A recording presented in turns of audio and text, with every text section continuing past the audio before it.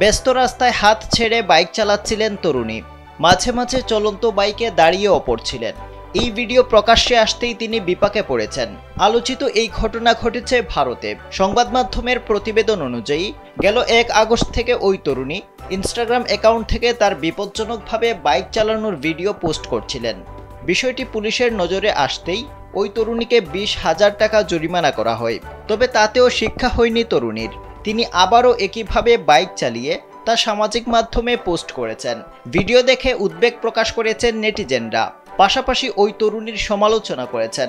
একজন ইন্টারনেট ব্যবহারকারী লিখেছেন, জরিমানা করার অর্থ ট্রাফিক আইন লঙ্ঘন থেকে মানুষ যেন বিরত থাকে, কিন্তু দুর্ভাগ্যজনকভাবে কিছু মানুষের শিক্ষা হয় না। তাই ওই তরুণীর বিরুদ্ধে আরও কঠোর পদক্ষেপ নেওয়া জরুরি।